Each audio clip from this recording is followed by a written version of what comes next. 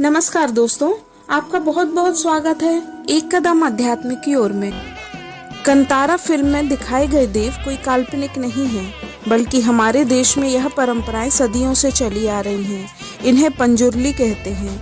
पंजुर्ली देव प्रकृति और मानव के बीच के संबंध के बारे में जानकारी देते हैं। पंजुर्ली देवता दक्षिण भारतीय देवता हैं, जो विशेष रूप से कर्नाटक और केरल के कुछ क्षेत्रों में पूजे जाते हैं। इन क्षेत्रों को तुलुनाड कहते हैं। तुलुनाड में तुलु भाषा बोली जाती है। पंजुर्ली शब्द तुलु भाषा के पंजीदा कुरले से लिया गया है। इसका मतलब होता है युवा वाराह। यह विष्णु भगवान के वाराह अवतार से मिलता जुलता है।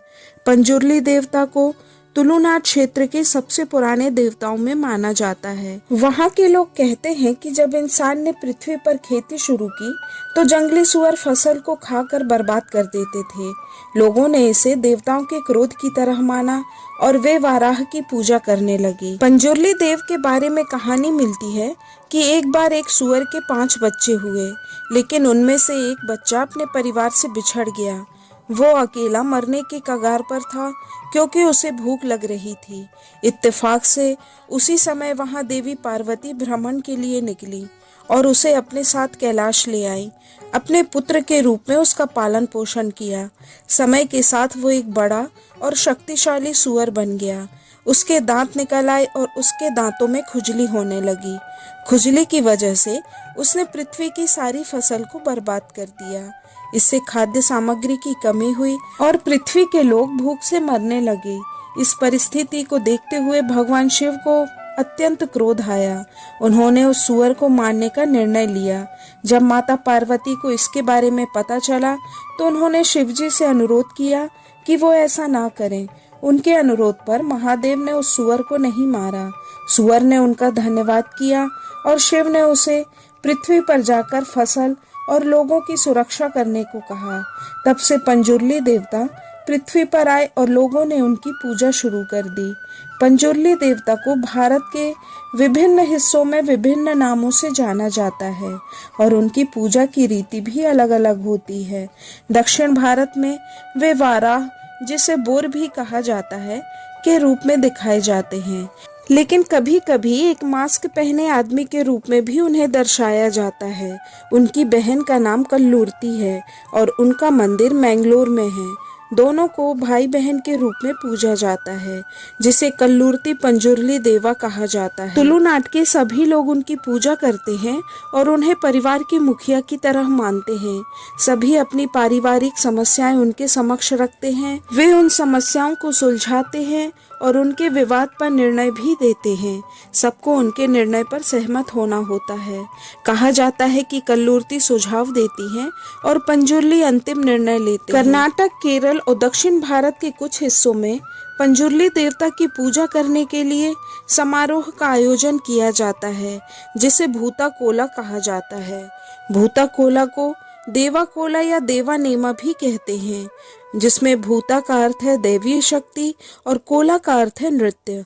भूता कोला कहीं कहीं 1 साल में या फिर कहीं कहीं 2-3 सालों में किया जाता है। किसी व्यक्ति के अंदर देव का वास हो जाता है, जिसे वह की भाषा में कहा जाता है कि देव की आत्मा का प्रवेश इंसानी शरीर में हो जाता है। जब अनुष्ठान की शुरुआत होती है तब पंजुर्ली की पोशाक को मंदिर लाया जाता है। जिस व्यक्ति के शरीर में आत्मा का प्रवेश होना है, उस व्यक्ति को पोशाक पहनाना शुरू करते हैं। उसके चेहरे पर रंग लगाया जाता है। अलग अलग देवता का रंग भी अलग अलग होता है, जैसे पीला, लाल, काला आदि। रंग लगाते ही व्यक्ति के शरीर में देव का असर शुरू होने लगता है।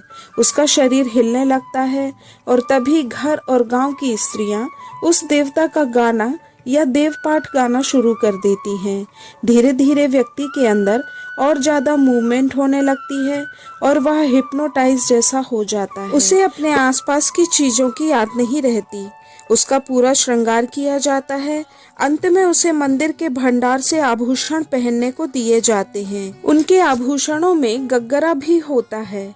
गग्गरा, जिसे पैरों में पहना जाता है, एक एंकलेट की तरह होते हैं। जब गग्गरा को उनके हाथों में पकड़ाया जाता है तो वे नृत्य करना शुरू कर देते हैं और नृत्य धीरे धीरे बढ़ता जाता है।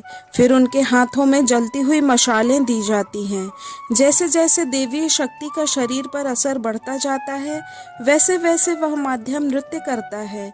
कभी कभी नृत्य बहुत तीव्र हो जाता है और कभी कभी धीमा हो जाता है। फिर भूता को प्रसाद दिया जाता है। इसमें धान और नारियल के टुकड़ों में दिया जलाकर उनके सामने रखा जाता है और भी कई तरह का प्रसाद उन्हें दिया जाता है। इसके बाद अदालत की कार्यवाही शुरू की जाती है। यदि गांव वालों को कोई परेशानी है या उनकी कोई समस्या है तो वह यह बात भूता को बताते हैं। किन्हीं दो पक्षों में झगड़ा या विवाद चल रहा है तो भूता को बताया जाता है। जब उनके द्वारा निर्णय दिया जाता है तो वह आखिरी निर्णय होता है। इस पर वहाँ के लोगों को अमल करना ही होता है। यदि गांव का कोई व्यक्ति कुछ गलत काम कर रहा है तो वह भी भूता बता देते हैं। मुजरिम को सजा भी भूता ही देते हैं और यदि वह अपने जुर्म का पश्चाताप करता है तो उसे सजा कम कर दी जाती है। भूता का निर्णय आखिरी निर्णय होता है। इस तरह से पूरे गांव वालों की समस्याओं का हल भूता के द्वारा किया जाता है। इस तरह एक दैवी शक्ति इंसान के शरीर में प्रवेश करती है और सभी की समस्याओं का निवारण करती है। दोस्तों, आशा है आपको वीडियो पसंद आई होगी। कृपया लाइक, शेयर और सब्सक्राइब जरूर करें और देखते रहें एक कदम आध्यात्म की ओर। धन्यवाद। जय श्री राम।